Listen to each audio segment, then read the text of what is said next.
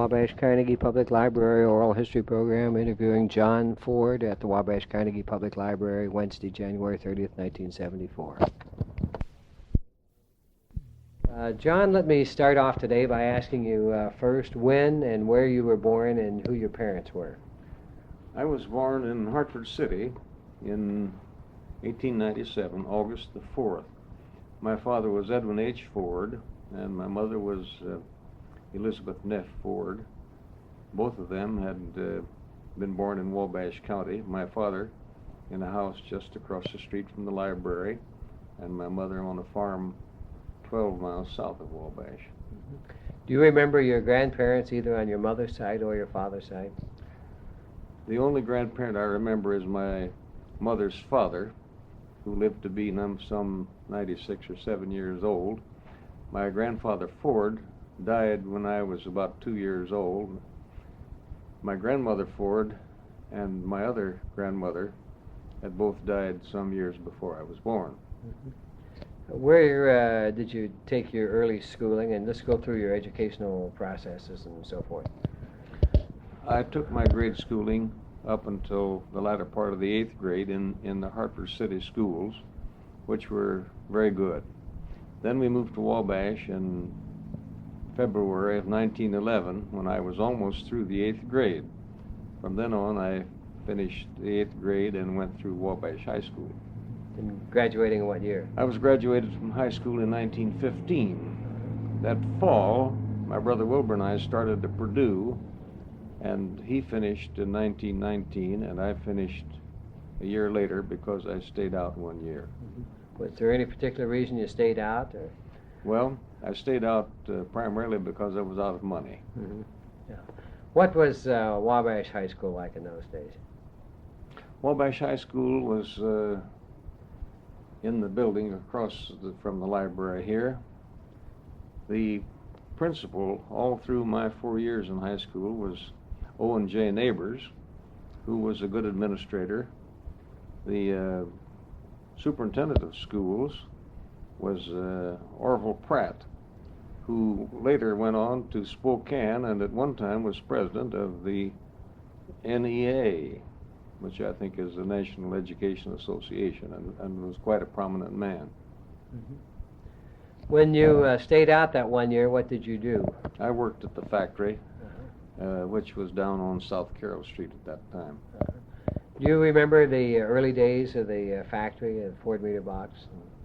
Well, my early memory of the of the company is that I held a candle or a lamp for my father while he soldered two pieces together in our basement in Hartford City. And at that time, I might have been 6 years old. But there was a Ford Meter Box company by name at that time. It amounted to nothing at all except my father with some ideas and some parts that he had made. When you went to Purdue, what did you major in? I took 1 year of science, then was out a year, and I might add that I stayed out because I wasn't very happy with the schooling in the School of Science, which at that time was known as the flunker school. People who couldn't pass engineering would take science, and it was an easy course. So I stayed out a year and then changed to chemical engineering, primarily because somebody said that was the hardest school to get through, and I thought I needed some exercise for my brain. Did you come into Purdue with a good background from your Wabash City education? Yes, I had as good a background, I suppose, as the average Purdue student. Were there any particularly outstanding teachers down at Purdue at that time that you remember that made quite an impression on you? At that time, there were a number of rather well-known older teachers or professors, and the one that comes to mind is one that was head of the practical mechanics department. His name was Mike Golden, and there is now one big building named for him. But there were other professors that had been there a long time and were prominent, well known. When you graduated from Purdue, then what did you do? You had a degree in... I got a degree in chemical engineering in 1920 and accepted a job with the Worthington Pump and Machinery Corporation as a student engineer. And tell us about that experience. I went first to Buffalo, where I was about 9 months, and then was transferred to 2 or 3 other factories that the corporation owned. One at Harrison, New Jersey, just across the river from Newark. I was there some months, and then was at a plant at Holyoke, Massachusetts, and one at Boston, and then was for some 6 months in the head office of Worthington at 115 Broadway. There was no consideration of you coming into Ford Meter Box at this time, or what? No, I went with Worthington expecting to stay with them, but I was with the company for 2 years, my last 2 years in Detroit, and it was a rather difficult situation because the old sales manager was a very difficult man to get along with and was on his way out. And after 2 years, I became so dissatisfied that I decided I would quit. And my father was past 60 at that time, and said that the company was growing a little bit, and he felt he didn't want to do all the traveling from then on as he had done before. So I agreed to come back with the Ford Meter Box Company. I gave Worthington some 4 months' notice and came home the 1st of January in 1924. And then what was your job at Ford Meter Box? Trying to sell our products all over, everywhere. We were not very well known at that time, and I just started out. And every town that had a waterworks in it was a prospect. And you were the salesman and sales manager? I was a complete sales organization. Yes. Did you have some early successes then in the 20s? Oh, it was hard going for a while. We made a more limited line of products at that time, and were not well known. I did get one order on my first sales trip from a friend of my father's who had already been buying some material from us, and he asked for the honor of giving me the first order, which I was glad to accept. Where was that? That was at Terre Haute, Indiana. Is Terre Haute still a customer?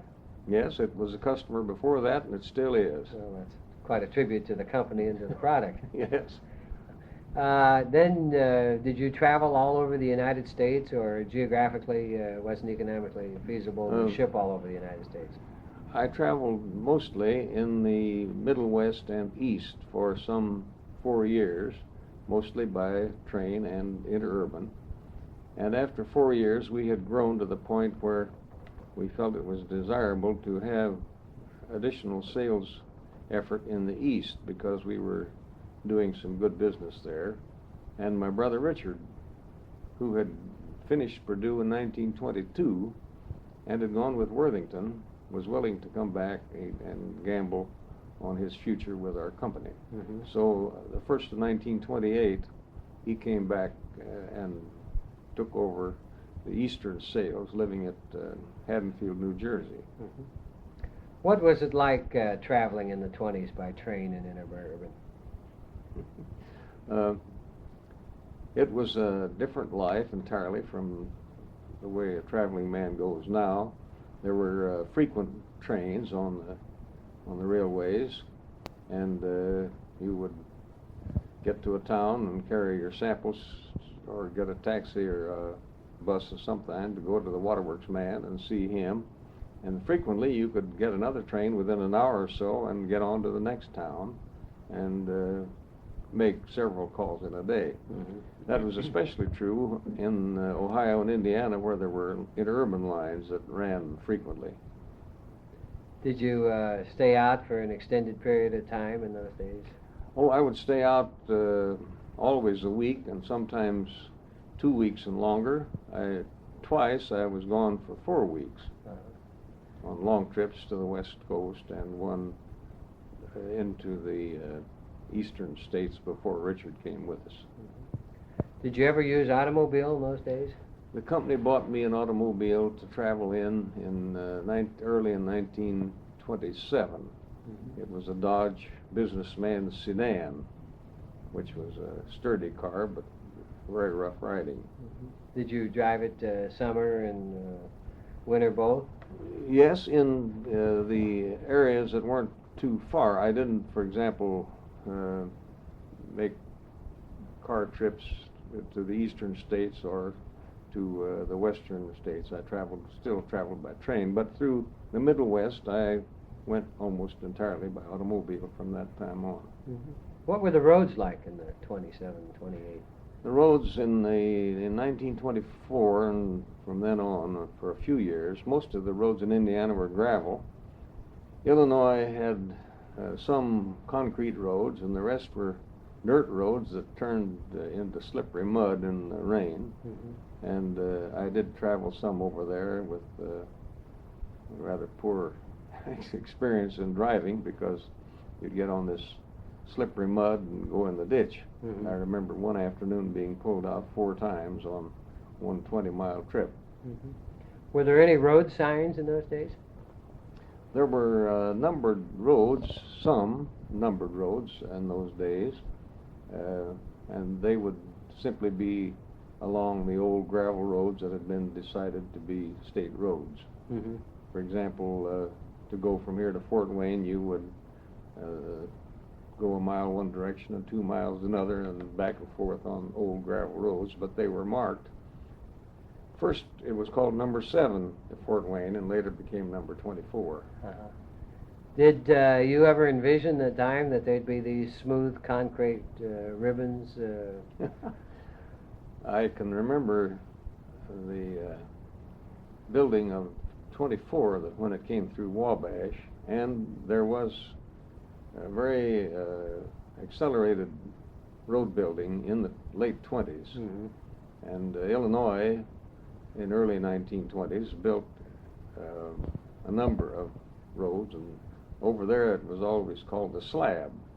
You would go take a dirt road 2 miles to the slab, and it was called that way to distinguish it as a concrete road.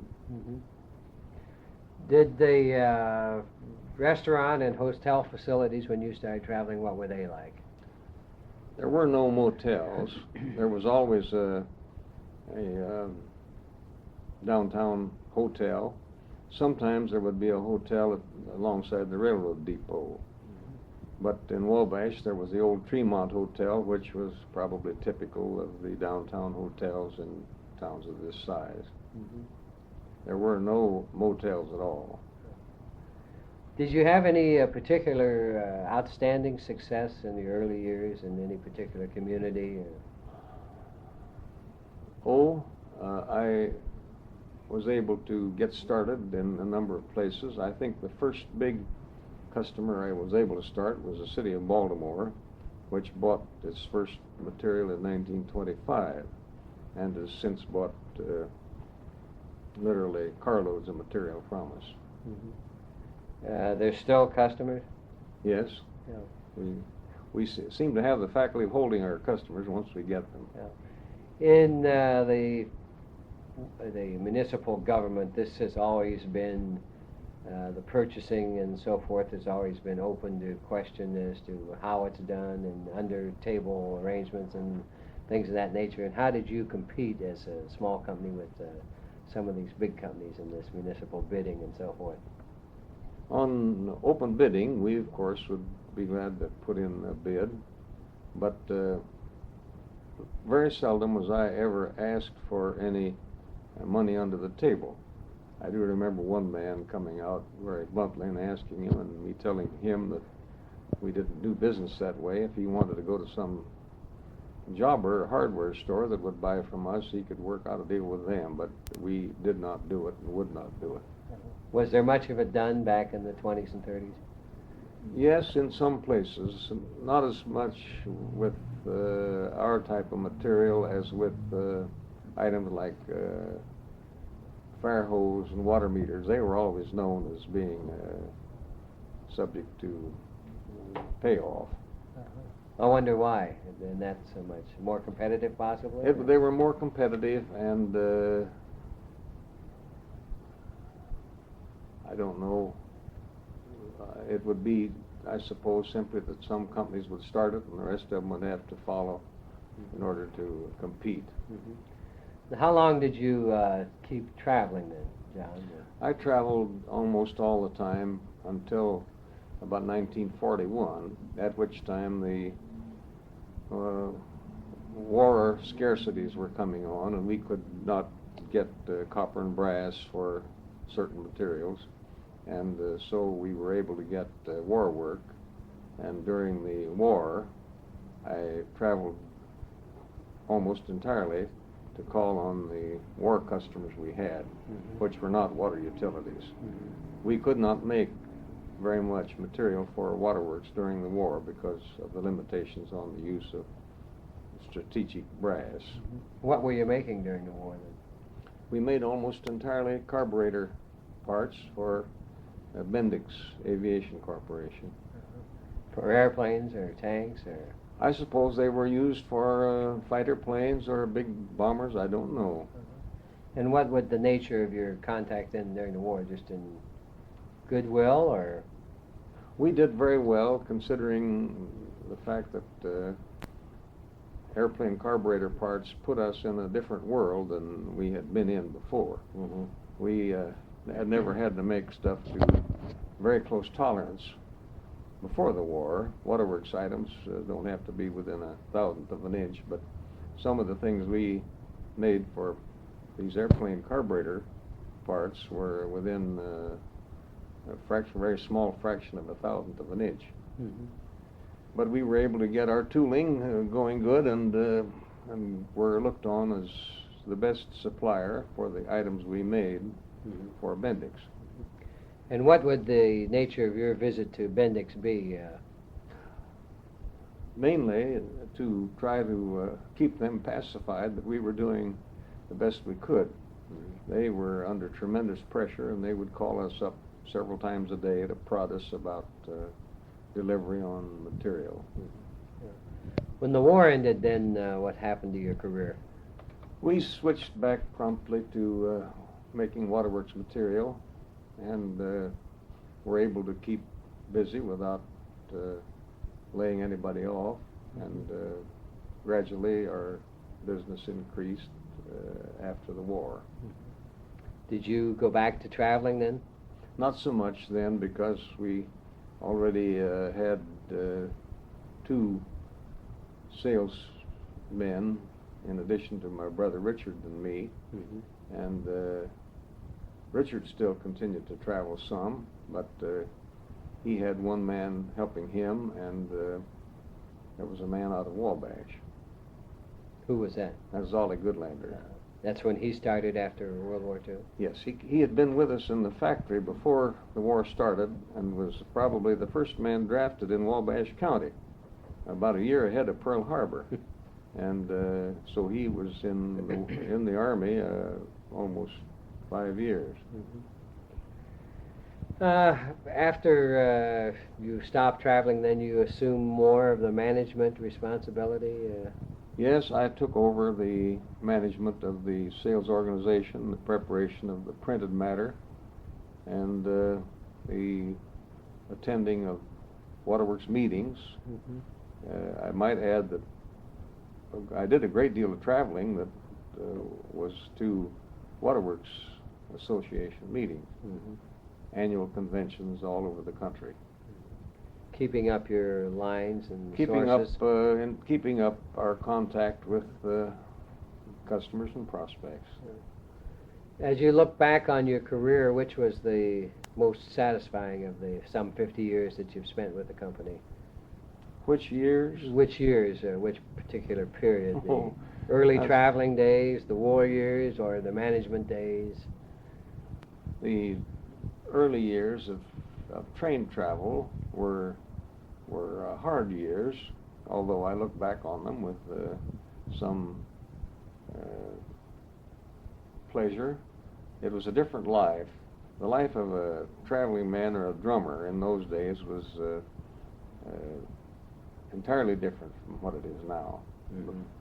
Everybody stayed at hotels, and there was more conversation between traveling men then, because they would exchange information about railway connections and how to get from one town to another and so forth. Let me check the tape.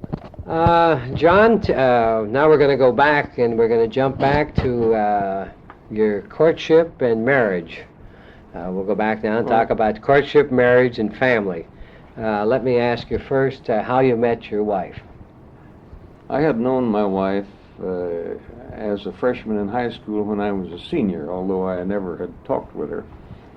After I had been to Purdue a year or so, I met her at some party here, and we saw each other occasionally.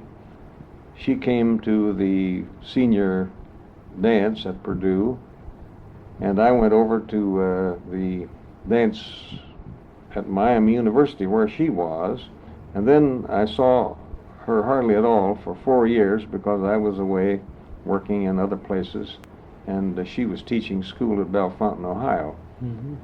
When I began to travel, I stopped at Bellefontaine on my second trip, and it was at that time we became engaged, which was in 1924.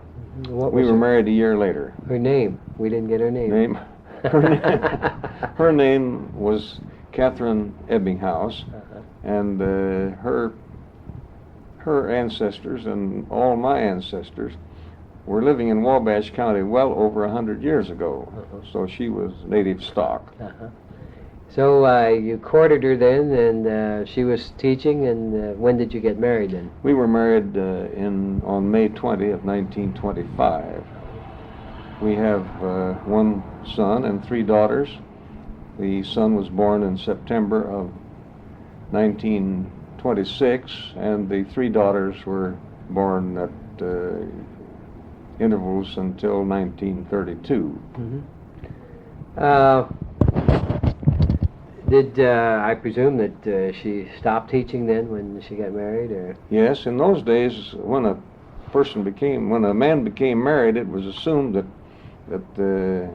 he was able to support a wife and she was able to keep house. Hardly any of the women continued to work in those days. Nowadays, they all seem to keep on working. Of course, and then also I think they had rules against married teachers, I think. Back Yes, they did. Yeah. Crossed yourself off the list when you got married. Yes. You know, this is amazing because her father was Otto Ebbinghaus. That's right. Yes, and even as young as I am, John, I remember him. Catherine's mother had died when Catherine was 9 years old. Her mother was the daughter of a well-known grocery man here named J.C. Huff, and one of her uncles was Willard Huff, who became the number 2 man under Mark Honeywell. Mm-hmm. That was Willard Huff. What have your outside interests been, John, all your life? Hobby? Oh, I have had, I guess my main hobby when I was in those stages was being with the children as much as I could when I would be at home at Wabash. And later I became active in scout work and wound up as the council president for 3 years back in the early 1950s. Mm-hmm. Let me ask you, how did the Depression affect you of the 30s?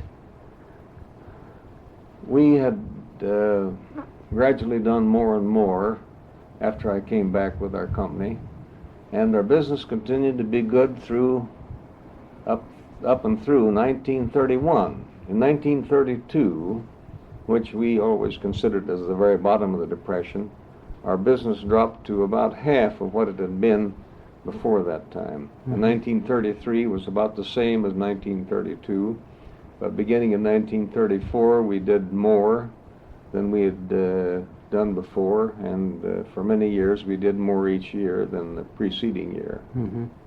So really, other than 1 year, it had very little effect on Well, we had 2 years when we were very slack. Mhm. We kept all of our employees, although some of the single men were down to 2 days a week, but Yeah. they were all able to make a living.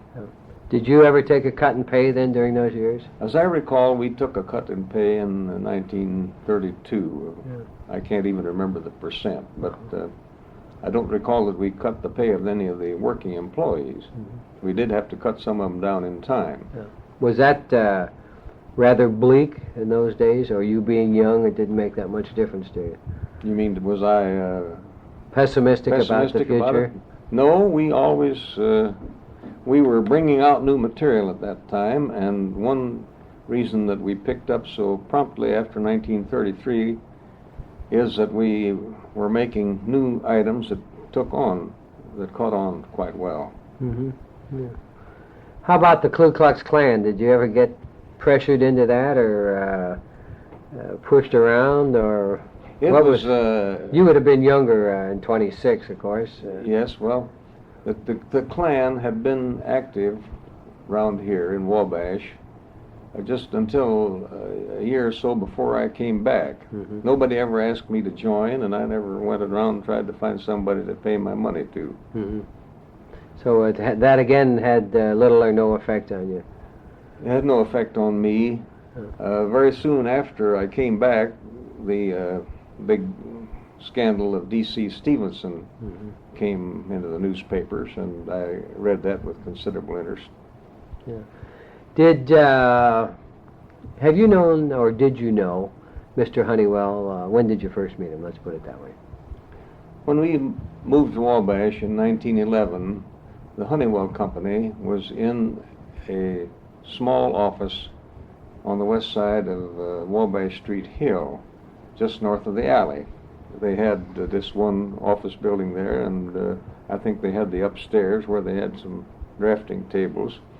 They did no, or very little, actual manufacturing in Wabash. I think they bought the parts and assembled them and made heating designs for buildings. Mm-hmm. Mr. Honeywell had 2 or possibly 3 partners in his first company, and I'm sure that some of the other people have talked about that, knew Mm-hmm. them better than I do. Mm-hmm. I remember Mr. Honeywell as being an outstanding citizen, and was looked on as one of the great successful men in the town, although his company was much smaller then than it was later on. Oh. Did, as a little boy coming down to your father's business there, would you happen to run across any of the Honeywells or anything over there across the street? That's where your father's office was at the time, wasn't it? Our office at that time was on the 2nd floor of the Masonic Temple, Mm-hmm. which was on the east side of the street, right across from the Honeywell office. Uh-huh. Did you ever meet Mr. Honeywell socially? Yes, many times. I can't remember much about him back in the days when I was in high school and in college, Mm-hmm. but after I came back to Wabash to live, I saw him occasionally, and in later years, rather frequently. Mm-hmm. What would the occasion be later years?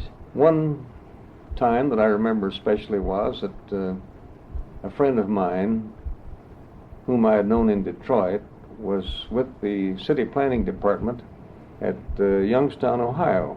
He came to visit me, and I made an appointment with Mr. Honeywell to show this man his Honeywell Gardens, as it was then. And I remember Mr. Honeywell taking me and this friend around over the planting he had back possibly in about 1940. Mm-hmm. Did you serve on any of Mr. Honeywell's boards, or the community service, or anything of that nature? No. Then never nothing, did. or a foundation, or No. anything where you would come in direct contact with them? No. Yeah. Did you know the first Mrs. Honeywell? Not Olive, well, not yeah. well at all. Yeah. Then you know. I didn't know her to speak to and talk with her and all that. But You know the present Mrs. I know Honeywell. the present Miss Honeywell rather well. Yeah. She's a lovely, gracious lady. And, Yes, I would agree on that. Yeah, and consented to do an interview like you and I are doing right now. Yeah.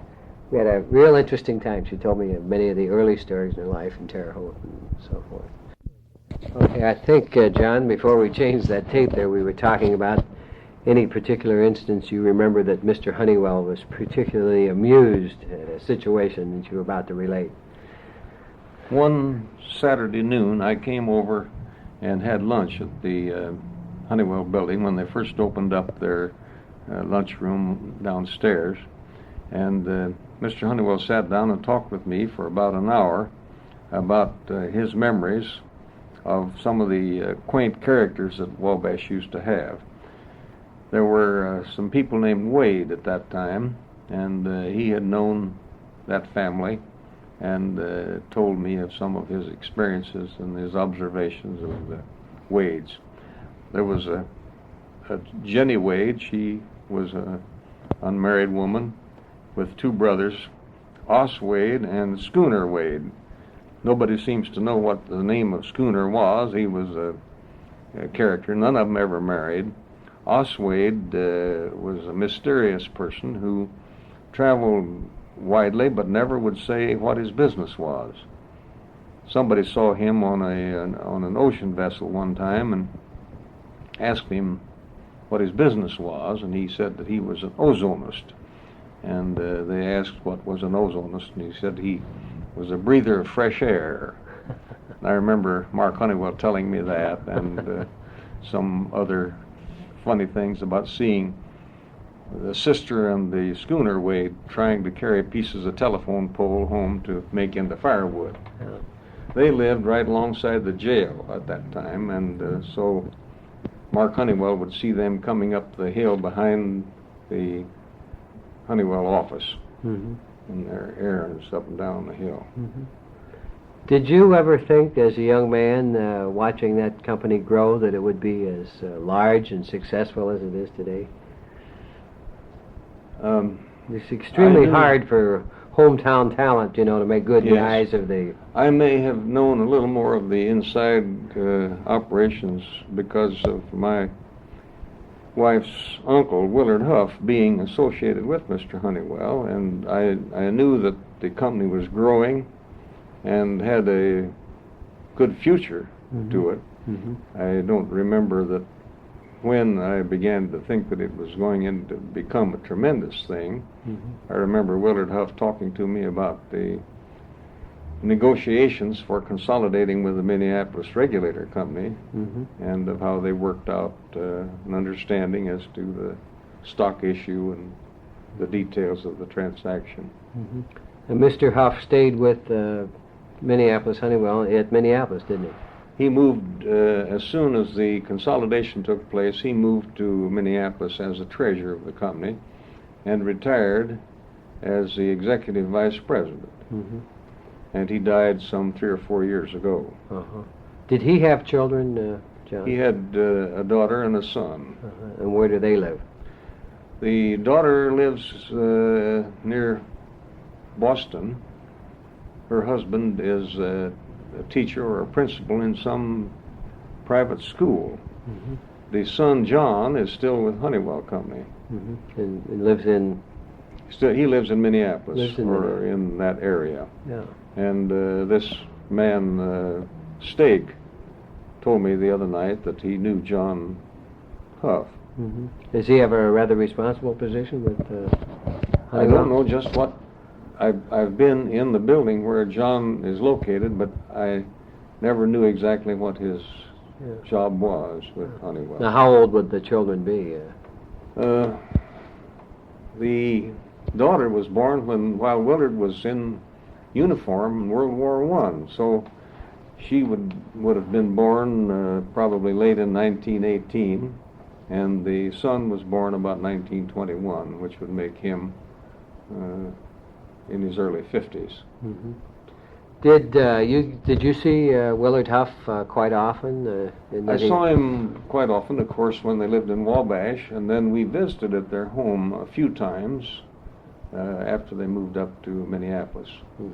Was Mr. Huff always glad of the the relationship that he had, and appreciative of the fact that he wound up as the treasurer and so forth in the merger. And Willard Huff was an impressive fellow, and I think was responsible for a great deal of the success that Honeywell Company had in bringing in new companies. mm-hmm. I think he did more of that than anybody else with the Minneapolis Honeywell Company. Mm-hmm. I'm just reading between the lines, but I'm assuming that Mr. Huff must have had some money in the Honeywell's operation here to wind up the way he did.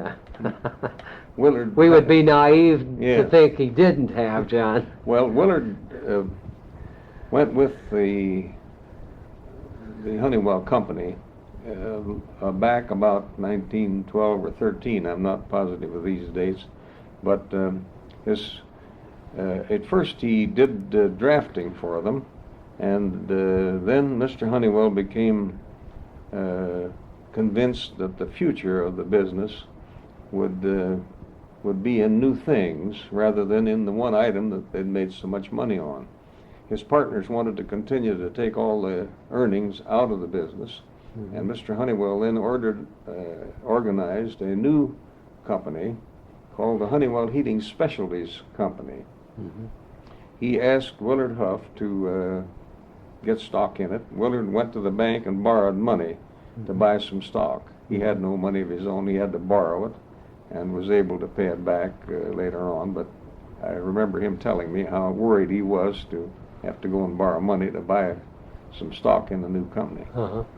Who else was in it then with Mr. Huff and Mr. Honeywell? Who was the third? The third one was Don Rodebaugh, Mm-hmm. and there were one or two others. I don't know that they had much stock in it, but the two, Willard Huff and Don Rodebaugh, were the assistants or the associates of Mr. Honeywell in this second company. Yeah. Do you remember Mr. Rodebaugh? Yes, knew him quite well.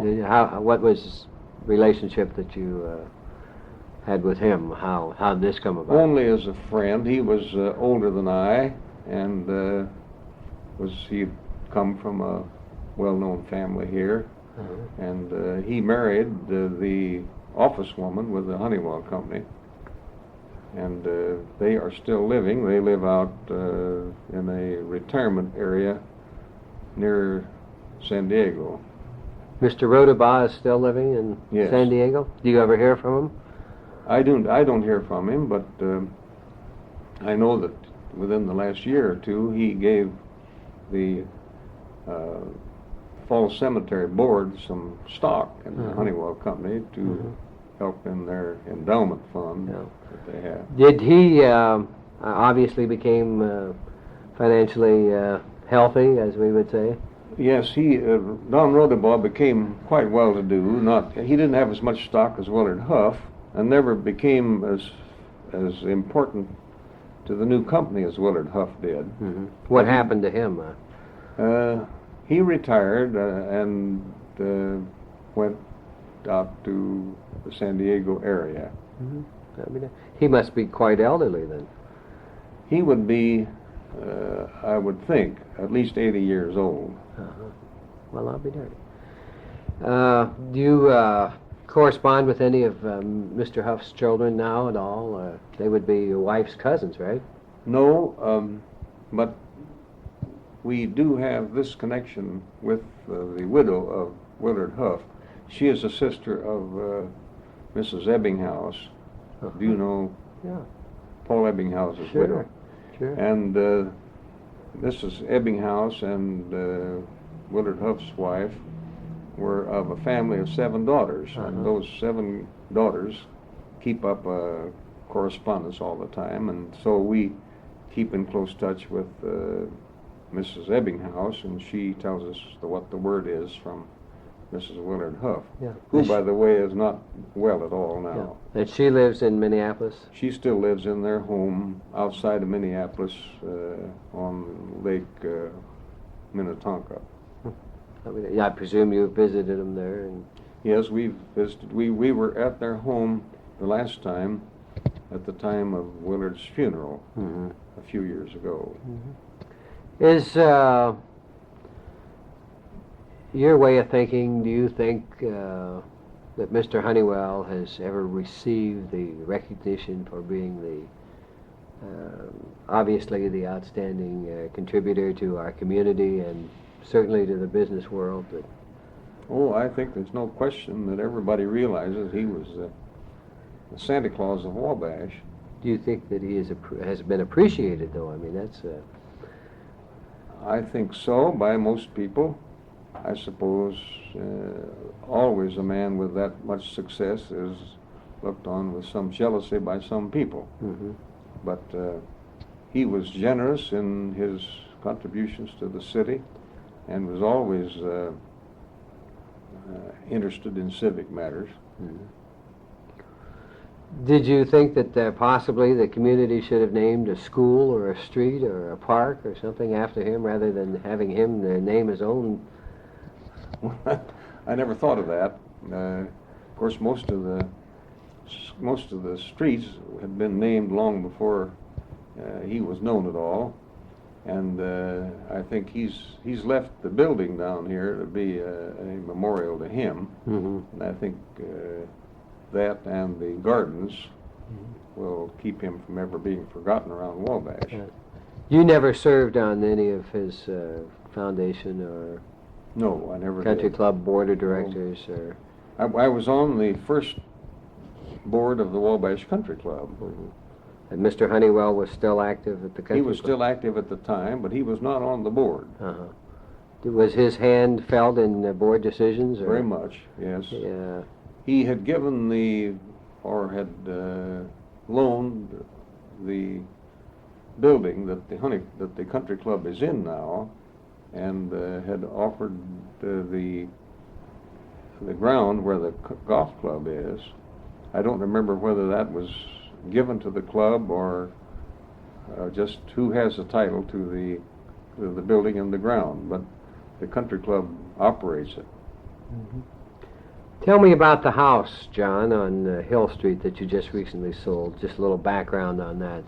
That house was built about 1860, and was owned by people named Doherty. It was known as the Old Doherty House. And at the time it was built, I was told that it was a quarter of a mile past any other house out in that direction. It was close to the park, known in those days as the fairgrounds. And we bought the house in 1939 and spent a year or almost a year fixing it up. It took a great lot of repair work, and then we lived in it for 34 years. And it was a very pleasant, comfortable home. Mm-hmm. It's a very pretty house. Yes, we always thought so. Yeah, very pretty. All these years, your outside activities, Kiwanis, since what year? Yes, last night I received a 35 award plaque from Kiwanis. I joined, as I recall, in 1938. Mm-hmm. So I've been in for more than 35 years. You have enjoyed the organization? Yes, I've enjoyed it. And I was president in 1940. Mm-hmm. You also served on the library board? Yes, I can't give you the exact dates, but I was on the library board through the war, and I would guess possibly a total of 20 years that I was on the library board. Mm-hmm. My mother had been on the library board for many years, back beginning in 1916 or thereabouts. Mm-hmm. Also, you serve on the state board of the Historical Society, Indiana State Historical. I've just resigned as a trustee of the State Historical Society. And how many years did you serve on 3. that? 3 years. Mm-hmm. Did you enjoy that, John? Yes, I enjoyed it, although it was a bit of an effort to get to Indianapolis to the meetings, especially in the weather, Mm-hmm. if the weather was bad. It was interesting because I was in on conversations between some people like former Governor Brannigan and Herman Wells and Eli Lilly, Mm-hmm. and it was interesting to hear them talk among themselves. Mm-hmm. Anything particular that they did while you were on the board that you particularly remember? Well, the big project that's underway right now is the building of an addition to the library and the historical society. Mm-hmm. And I don't know, at the last meeting I attended, the plans were being considered. I think the building was to cost about $3 million, and Mr. Lilly was going, as I remember, going to give $1.5 million of it. Mm-hmm. Is there anything else, John, that would be of interest for a historian or a researcher or something coming along that you can think of? Turn it off a second.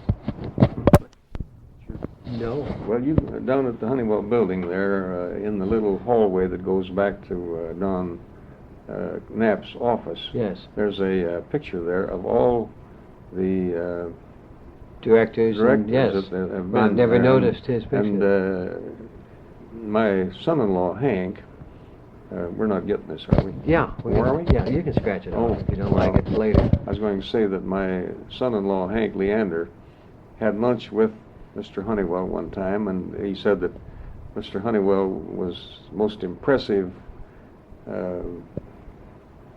type of businessman in general appearance and actions that he could remember. Mm-hmm. What's your personal reminiscence of Mr. Honeywell, his looks and dress and carriage and so forth, bearing? I always looked on him as somewhat aristocratic, friendly, and interested in the good things of Wabash. Mm-hmm. What kind of a man, contrast that with Mr. Huff? What kind of a man was he? They fitted well together, and I know that Mr. Honeywell told my brother Wilbur one time that he looked on Willard Huff as a genius. Mm-hmm. And Willard had much more to do with the growth of the Minneapolis Honeywell Company after the merger than Mr. Honeywell did. Mm-hmm. In fact, Willard Huff was the one that brought in the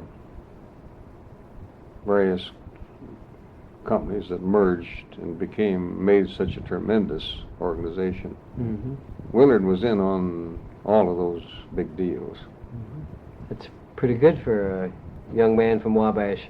Yes, he did all right. John, has your health been good all your life? Fundamentally, yes. Yeah.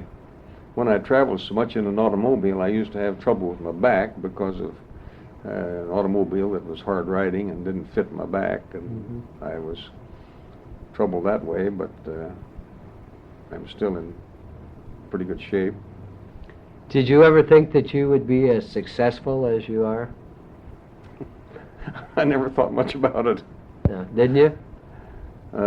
I always was ambitious for the success of our company, not so much for myself, but I had plans and hopes for the future of our company, and I think our company has been a success because the talents that the organization has had among us. Each one of us brothers has had a certain talent to offer, and then we've had associates with us who have added to the picture, and so we've been successful in a modest way. Mm-hmm. And you've always gotten along. Yes, there's never been any hard feeling among us, any of us brothers at all, or among any of our associates that I know of. I know Wilbur told me the story about some company in Illinois that was in a business which was competitive years, and none of them got along with each other. It was a family company that was owned by originally 6 brothers, and as long as there were just the 6 brothers in the company, they got along well, but one of them told me that the wives became jealous of other wives, and then the grandchildren came along, and some of them couldn't get along together until now. The agreement is that no further descendant of the old original Hieronymus Mueller is to be associated with the company. They don't trust each other. Yeah, that's a rather bizarre ending to a company, isn't it? Yes. Yeah. John, I want to thank you for taking your time today and come down here and recite and tell me the little facts. And I know that you will want to add to this file when it's typed. You want to add any personal information or genealogy and everything, because, as I say, it goes to the state library and the copy stays here. Well, I'll be glad to look at it. Yeah. Thank you very much. Thank you.